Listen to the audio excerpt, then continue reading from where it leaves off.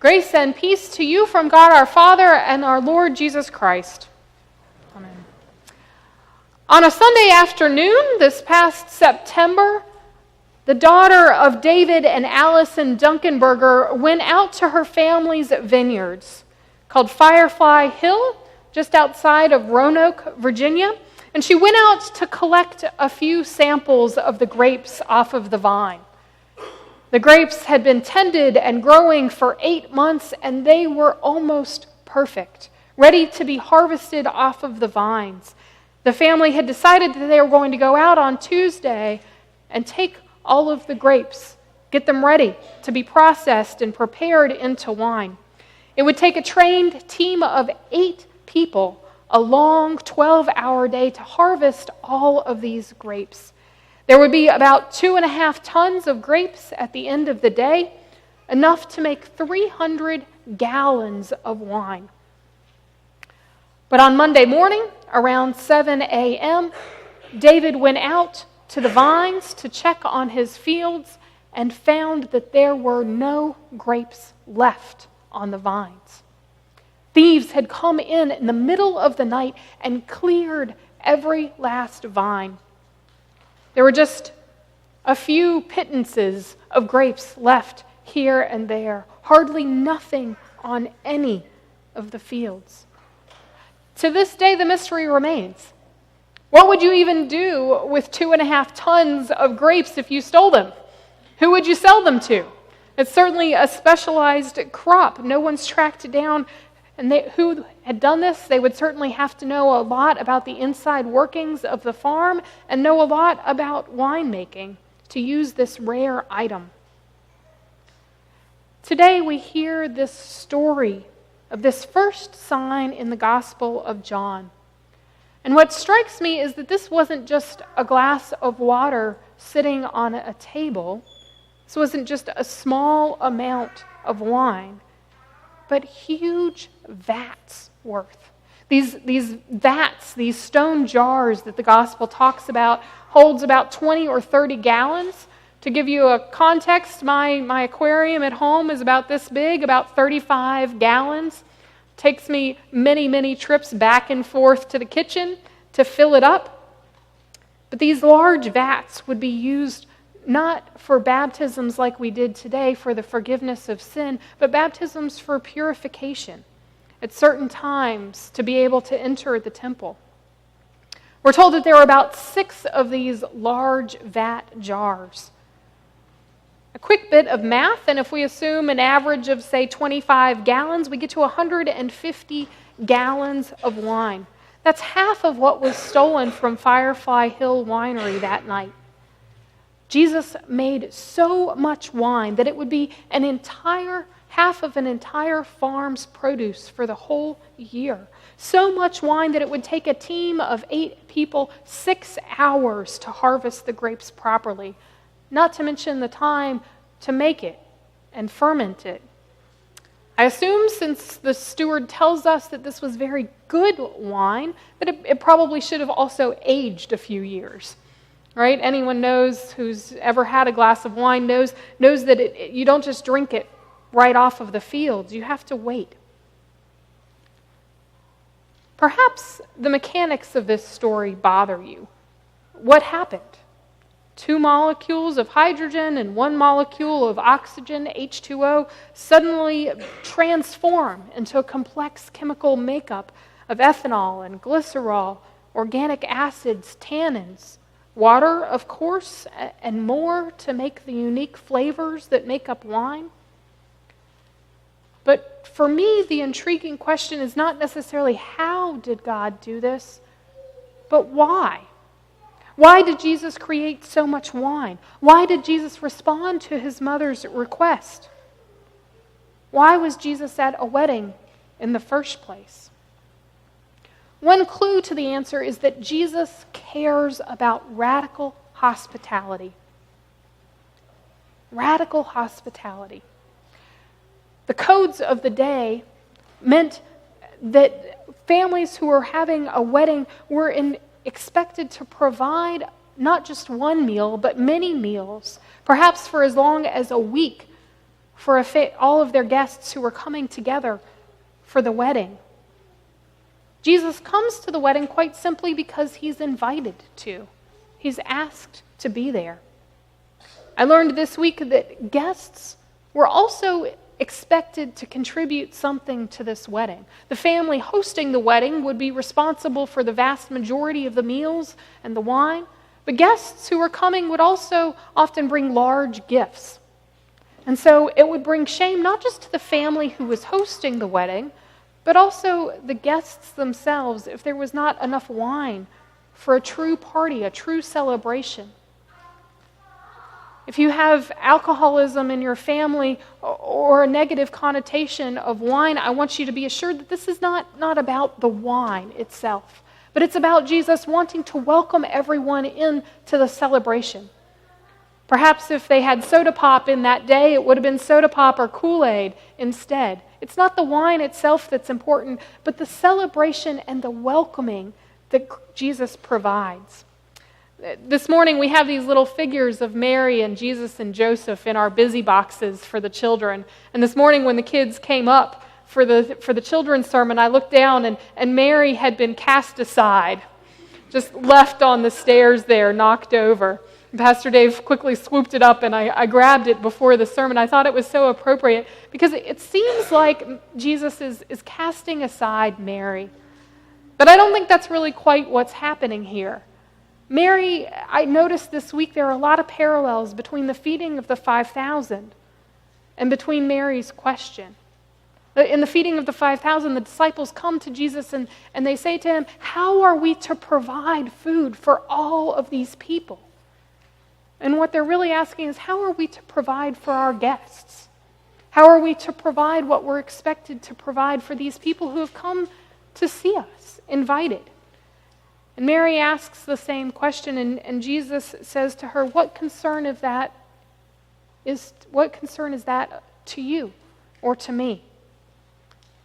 And the answer is because they are guests at the party, they're expected to also contribute. And Jesus very, very quickly realizes that his role here is very, very important. Jesus is at the wedding together with his disciples very simply because they were invited. One of my mentors, Bishop Monty in Virginia, says that more than half of ministry, doing good ministry, is just showing up. And by that, he doesn't mean that it's important to just open the doors. What he means is that when we are invited into other people's lives, even if we have lots of personal pressures, even if we're busy, we're expected to come and to walk alongside others. That when people invite us, we should be there. We should laugh with those who laugh, dance with those who dance, cry with those who cry. Here at Good Shepherd, we're working on practicing radical hospitality. You may have noticed that we have more greeters than ever before. We want to make sure that when someone comes to Good Shepherd, whether it's for the first time or the 15th time or the 150th time, that there is no way for you to leave the building without having someone say to you, "Hi, welcome. We're glad you're here." We want to be people who go out of our way to open the doors for others. I was delighted to hear one of our council members share that when she opens the door, when she works as a door greeter, she often has people say to her, no, you go first. That's the kind of people that we want to be, that we welcome and we open the doors for each other. We have a new awning so that no one has to wait in the rain. We've installed automatic door openers on our bathrooms so that everyone, no matter what their age or physical condition, can get to the bathroom safely and easily. These things are small, but they make a bold statement that we are people of welcome here at our church. Let me know, or Mary Jo know, if you want to be more involved in this process. We need everyone to help us notice the new people in our midst, to welcome them and greet them. It really does make a difference in how we share God's radical love. Does God care about making a lot of wine? Not necessarily, but God cares about the radical hospitality that wine represents. We are called to do the same in our own spheres of life, wherever life may lead us. This past October, while I was on maternity leave, John had a conference down in Florida. And so I took Luke, who was about 4 or 5 weeks with me, tagged along for a free hotel and a chance to kind of get out. While John was at meetings all during the day, I went to Epcot. There is no better place to people watch than being at a theme park by yourself. I couldn't ride the rides necessarily because I had a baby with me, so I spent most of the day walking around, enjoying the good food, talking to people, watching people as they just kind of interacted. I don't know if you know anything about the Disney theme parks, but everyone who is on staff at the Disney theme parks is called a cast member, no matter what their role. And I had 2 interesting interactions with these cast members. One was that I went into the China Pavilion. And there they have a large room that has video projectors all around the wall, and they show you beautiful scenes of China, modern China and historic China.